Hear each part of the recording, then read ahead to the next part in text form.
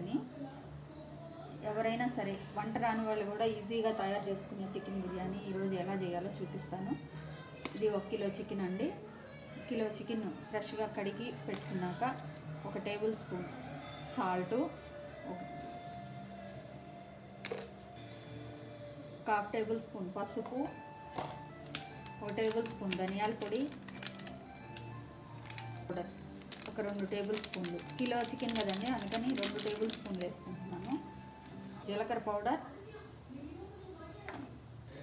1/2 table spoon garam masala, 1 table spoon అల్లం వెల్లుల్లి paste. ఒకటే ఇలా ముక్కకి పట్టేటట్టు మ్యాగ్నేట్ చేసి ఒక 1/2 అవర్ మూత పెట్టి పక్కన పెట్టేసేయండి. ప్యాకెట్ తెచ్చుకున్నాము మేమైతే, లూజ్ రైస్ కాకుండా. ఎన్ని గ్లాసులు అవుతాయో చూద్దాము. పావుసేరు గ్లాస్ పెట్టుకోండి. 1, 2, 3, 4 గ్లాసులు అయ్యాయి. బాస్మతి రైస్ అయితే కొంచెం ఇదవుతుంది, ఎగుటుగా అనిపిస్తుంది కాబట్టి నార్మల్ రైస్ 1 గ్లాస్ వేసుకున్నాను. కొంచెం ఆయిల్, కొంచెం నెయ్యి సమపాళ్ళలో వేస్తున్నాను నేనైతే. మీరు ఎలా వేసుకుంటారో చూసి వేసుకో. పట్టా, లవంగా, బిర్యానీ దినుసులు అన్నీ కూడా, జాజి పువ్వు, జాపత్రి, బిర్యానీ ఆకు అన్నీ వేసేసేయండి. ఇలా తవ్వగానే ఆనియన్స్ వేసేసేయండి. కట్ చేసి పెట్టుకున్న ఆనియన్స్ ముందుగానే.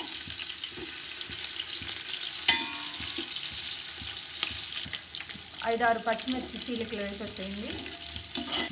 మంచి ఫ్లేవర్ వస్తుంది. వేగుతున్నాయి అన్నప్పుడు 1 టేబుల్ స్పూన్ అల్లం వెల్లుల్లి పేస్ట్ అండి వేసుకొని బాగా డీప్ ఫ్రై చేసుకోండి. మిక్సీ పెట్టి ప్యూరీగా చేసి పెట్టుకోండి. అల్లం వెల్లుల్లి పేస్ట్ వేయాక దాన్ని ఈ ఆనియన్స్ దాంట్లో వేసి బాగా ఫ్రై కానివ్వండి.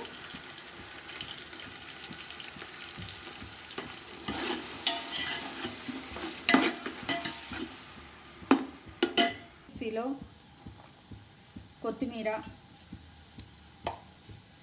పుదీనా,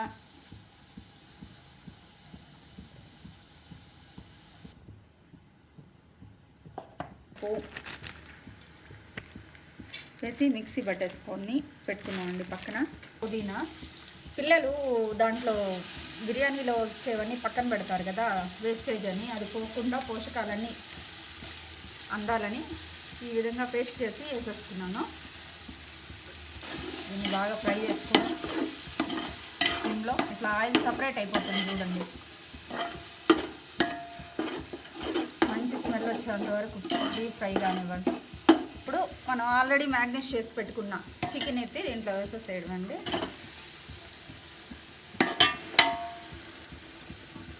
ఇలా మొత్తం ఇవ్వాలి.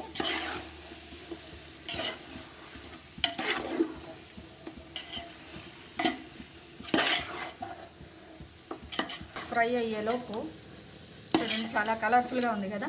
ఇది ఫ్రై అయ్యేలోపు ఇందాక తీసుకున్న గ్లాస్ తోటి వాటర్ కొలత వేసి పెట్టుకున్నాను. 5 గ్లాసులకి 10 గ్లాసుల వాటర్ కదండి, 1 గ్లాస్ తగ్గించాను. అవి అవతల స్టవ్ మీద హీట్ చేసుకుంటున్నాను. చికెన్ బాగా మ్యాగ్నేట్ అయ్యేసరికి మసాలాతోటి చికెన్ అంతా బాగా ఉడుకుతూ ఉంది. ఉడికేప్పుడు జల్లి పెట్టుకున్న బియ్యం వేసేసేయడం. ఇందులో కలబెట్టకూడదండి, ఎందుకంటే బాస్మతి రైస్ విరిగిపోతుంది. ఆల్రెడీ పక్క పొయ్యి మీద వేడిగా కాగుతున్న వాటర్ని ఇందులో యాడ్ చేసేస్తాను.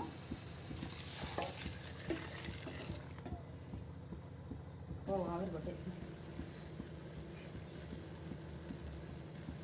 ఈ విధంగా వాటర్ అన్నీ అయిపోయింటాయండి. ఇప్పుడు మనం కింద నుంచి పైకి ఒకసారి కలబెట్టేసి మసాలా అంతా బిర్యానీకి పట్టేట్లో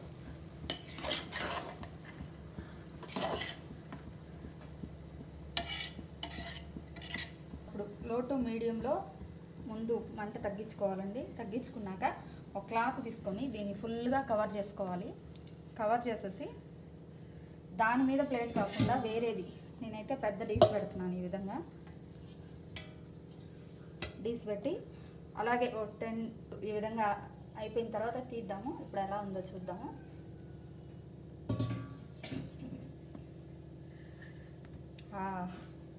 చాలా బాగుందండి. రెడీ అయిపోయింది. ఇంకా గ్యాస్ ఆఫ్ చేసేసి ఈ విధంగా